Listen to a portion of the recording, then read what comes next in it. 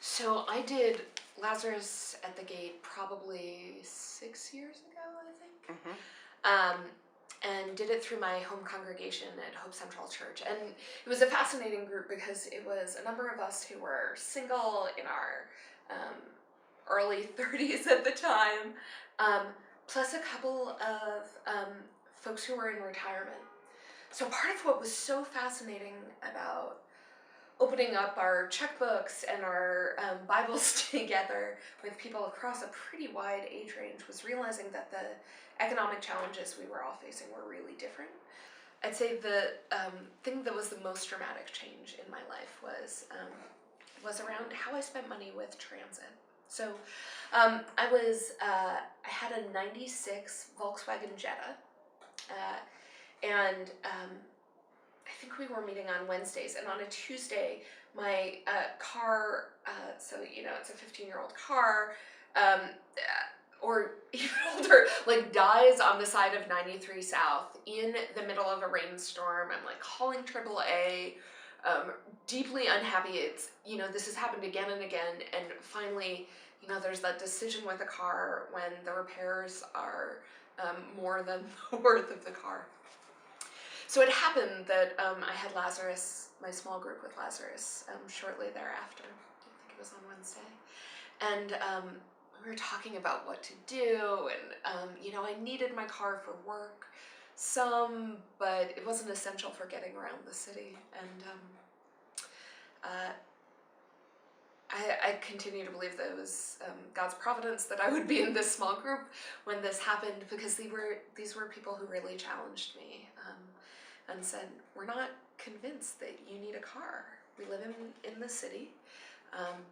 We have public transportation options, and these other Christians raised the possibility of something that I had never imagined. And they said, we think you can make this work in a combination of public transit and a car share. Zipcar was really new at the time, and by bicycle. Now, I never thought of myself as a sporty person or especially athletic, or, cyclists all seem like thrill-seeking young men who were riding real fast, and I just wasn't one of them. But it was primarily women in this group said, we ride our bikes as primary transit in the city, and we think we can do it too.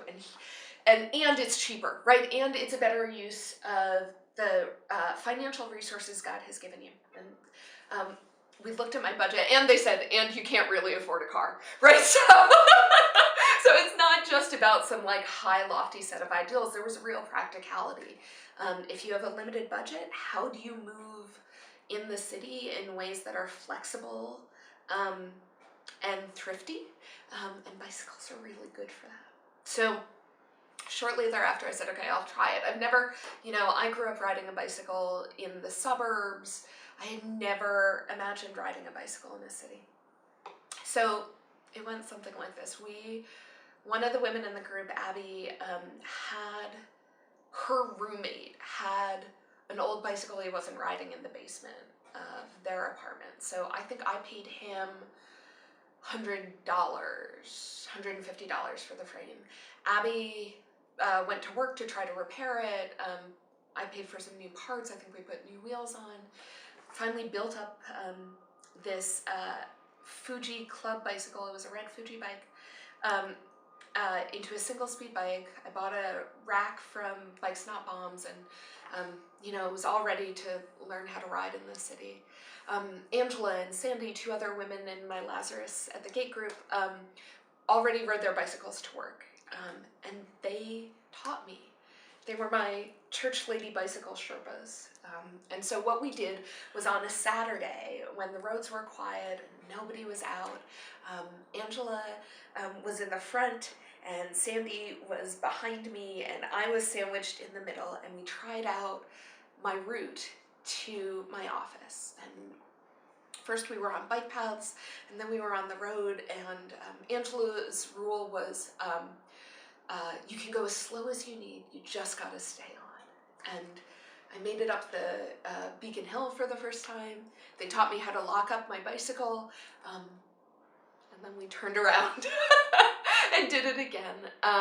And so having other people model for me how to ride and how they lived more simply and gave more generously and gave more joyfully was part of what Lazarus did.